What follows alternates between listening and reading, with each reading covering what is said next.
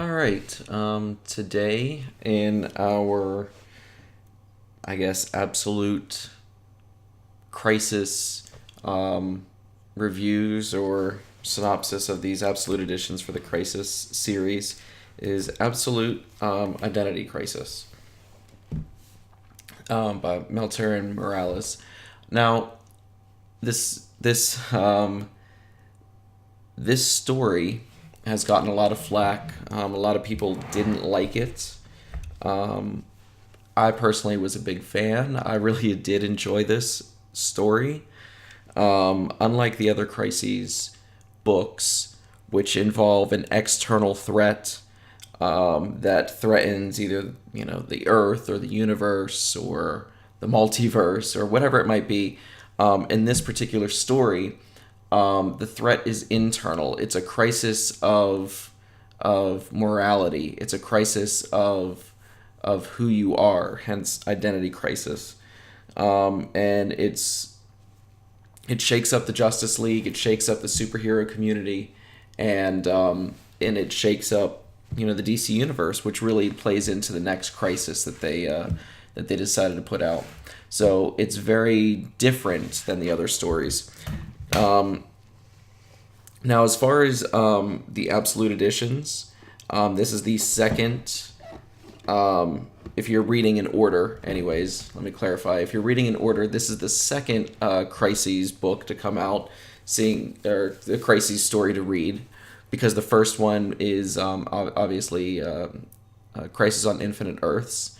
DC has not put out a book for 0 Hour, which was like a mini crisis in the DC universe. So this is the next one, is Identity Crisis. So about this Absolute Edition,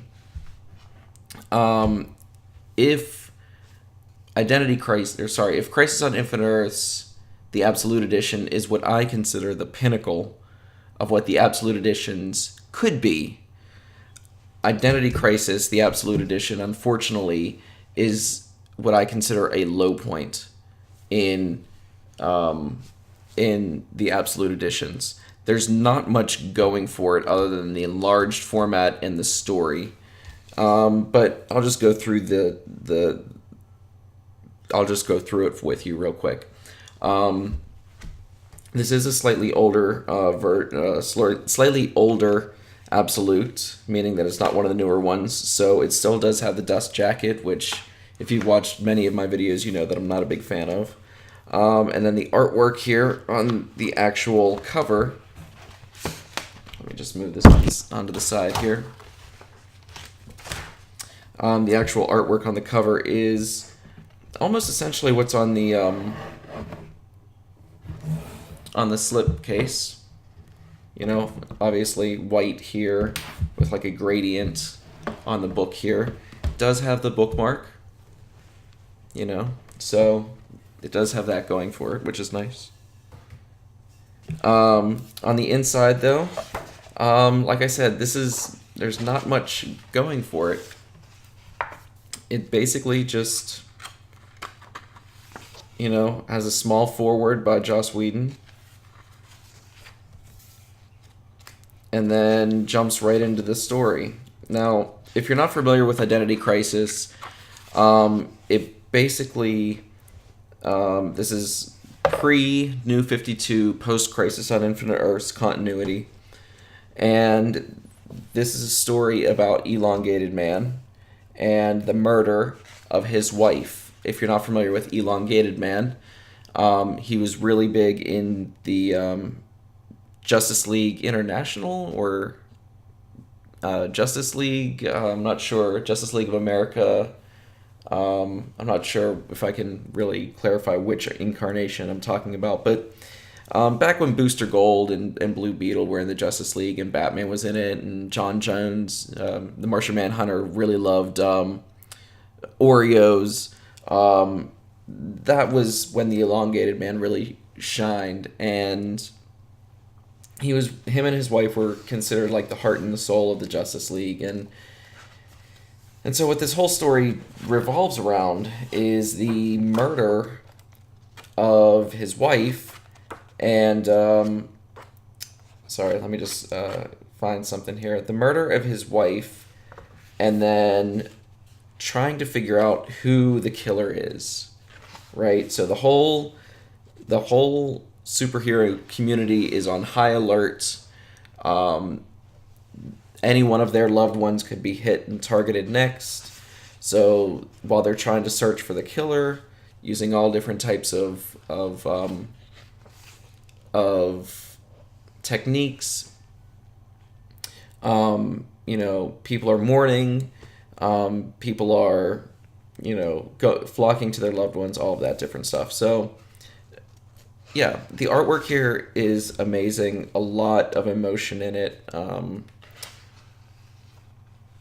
One of my favorite scenes right here, where Ralph is trying to talk about his wife at his funeral, and something that you never really consider with maybe a plastic man or an elongated man, somebody who has like, a stretching feature, Mr. Fantastic, for example, whatever, is can they hold their form when they're going through extreme grief? And you can see here at the bottom, Ralph just can't. He's just devastated. The emotion in this book is higher than in any other crisis book that's around. So in that way, I love this story. But it is steeped in DC continuity, meaning that you kind of need to know what the relationships are with a lot of these characters. You need to know that Ralph here was on the Justice League and who he was on the Justice League with. You have to know about the different League incarnations, and then the twist at the end of chapter 1 here. Ralph says, help me find Dr. Light. He thinks it was Dr. Light. And then it's revealed throughout here that the reason is because Dr. Light raped Sue Dibney years before. And the Justice League basically brutally attacked her. And the Justice League, at the time, some of the members decided to take really aggressive action against Dr. Light in wiping his memory.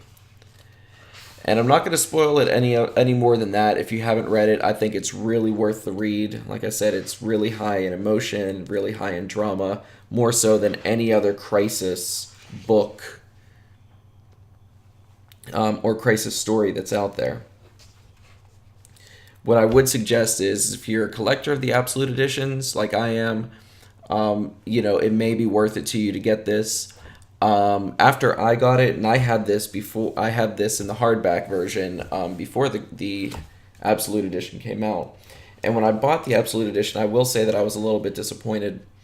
And the reason is this: the extra features at the end here. Right? So talk a little bit about they talk here about like who they would cast as these different characters. Nightwing is Johnny Depp. I don't know, basically how they drew him and who he used as inspiration to draw them. Kind of cool. Dissecting some of the themes and some of the artistic choices is kind of cool. Some of the more iconic scenes in the story and the breakdown behind all of them. And it goes issue by issue, which is really kind of cool. But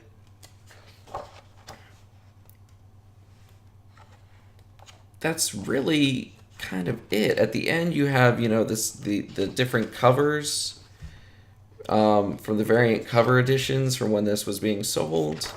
And then you have the script, which is, don't get me wrong, it's awesome. But the hardback cover at least had a sketchbook. This doesn't have a sketchbook. It's just really light on the extra features. So in that sense, I'm rather disappointed with this as an Absolute Edition. The story I absolutely love, and I cannot recommend enough. I know that there's haters out there of this particular story for the portrayal it takes for some of the Justice Leaguers, for what it did to, the history of these characters and how they're portrayed. But it still pays respects to the characters. It doesn't, turn them on their head. It doesn't turn Hal Jordan into Parallax, for example. It just slightly shifts them. It makes them slightly more human when they're dealing with real world issues and family issues. And so in that sense, I think it's really powerful. And then it's a murder mystery, so it's really, of course, you'll never figure out who exactly it is. The reveal kind of comes out of left field. And like I said, you really need to be steeped in DC lore in order to understand the reveal. But I don't think, even if you don't know it, I don't think it diminishes the story at all. So, as for what I think about this particular book, the story, amazing. I recommend it. Read it if you can. It's out in Absolute Edition, hardback edition, and in paperback. Read it, please. It is one of the better DC stories, and like I said, it's absolutely my favorite Crisis story by DC.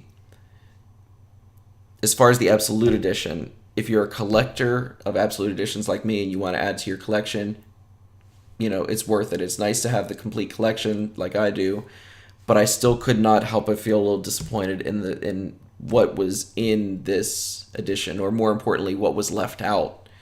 There's sort of a lack of features because the hardback edition had these things in it, and they had a sketchbook, and that didn't make it into here. So in that sense, this Absolute Edition is a mixed bag. But as far as the Crises series, this is my absolute favorite one. It could be because of, obviously it's partly because of the story, but it also could be about the era in which it was in. This was, my late teens. When I was reading this story, this was a type of story I was not looking for, but this was deeper than these other Crises stories. So it really resonated with me. I really enjoyed it.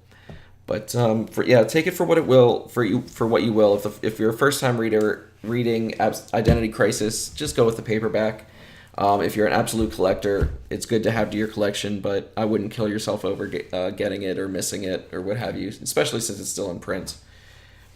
But so that's Absolute Identity Crisis. Boom. Absolute Identity Crisis. The next one up on the list for next week will be Infinite Crisis.